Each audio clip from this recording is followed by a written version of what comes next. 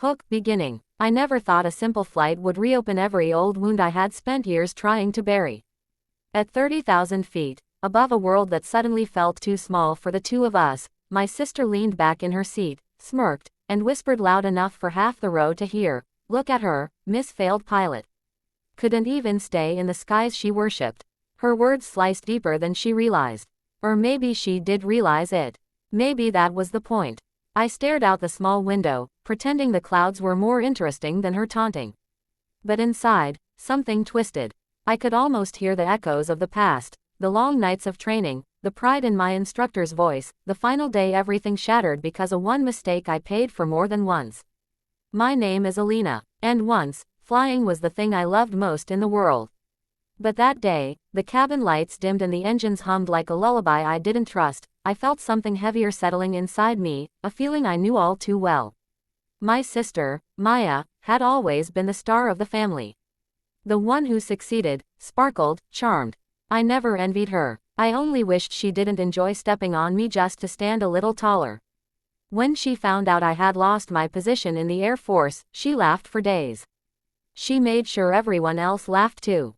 Now, trapped beside her for a 4-hour flight, her snide comments began again the moment we sat down. "Do you think they'll let you peek into the cockpit?" She giggled. "Maybe you can pretend to fly again." Her boyfriend chuckled beside her. I lowered my gaze and breathed in slowly. I had promised myself I wouldn't take the bait. Not today. Not again. But what I didn't know was that fate listens even when we think it doesn't.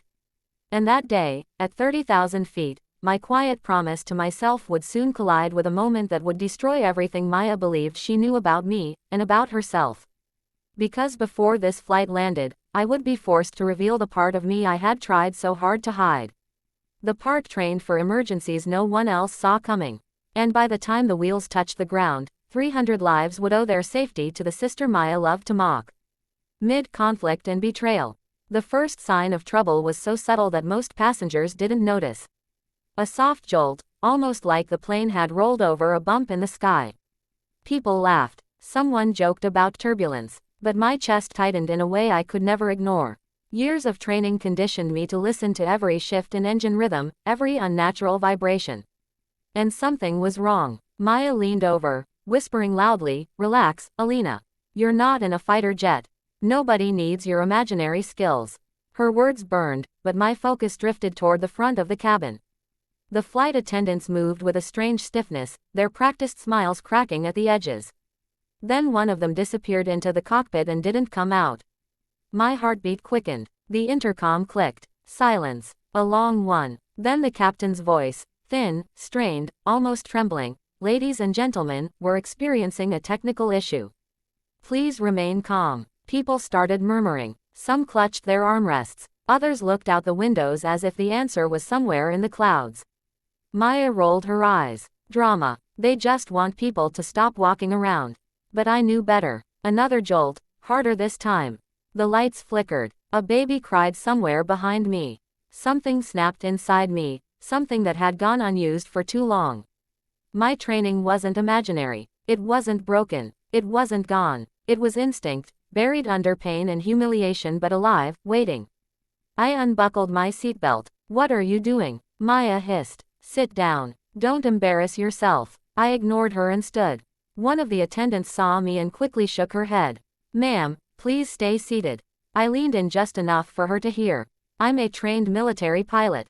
You need help." Her eyes widened. She glanced toward the cockpit, then back at me. Her voice trembled. "One of the captains is unconscious. The other is struggling to stabilize. We don't know what to do." Maya's voice cut through the air, sharp and mocking. "Oh, please, she's lying. She got kicked out of the program." The attendant flinched. A few passengers stared at me with doubt, judgment, even amusement. The humiliation was crushing. But then the plane dipped hard. People screamed. Masks fell halfway before jerking back up. The attendant grabbed my arm. "Come with me, please." In that moment, Maya's face drained of color. For the first time, she looked at me not with superiority, but fear. Still, she whispered harshly, "If you mess this up, we all die.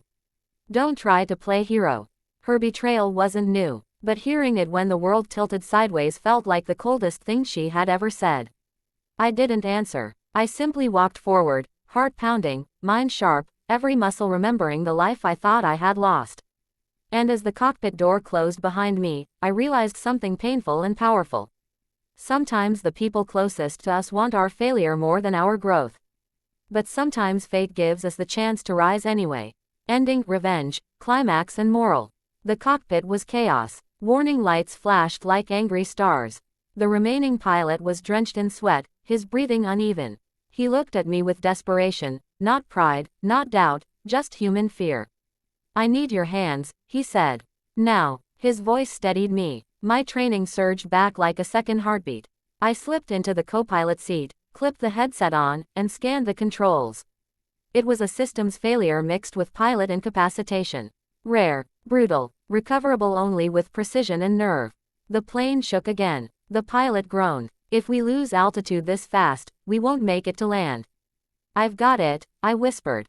And I did. My fingers flew over the controls. Every maneuver felt like a memory unfolding in real time. I rebalanced the air valves, reset the faulty system, and took manual override. Inch by inch, the plane steadied.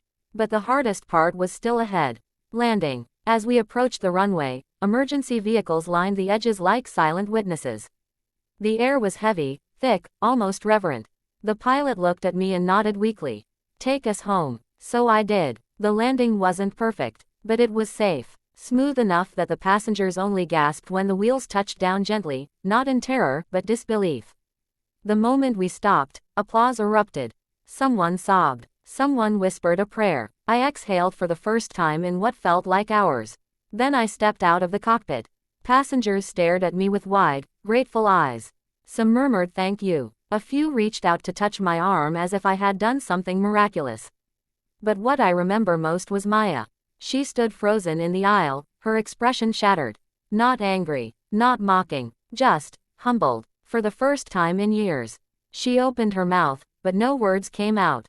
Her chin trembled. Finally, she whispered, "I didn't know.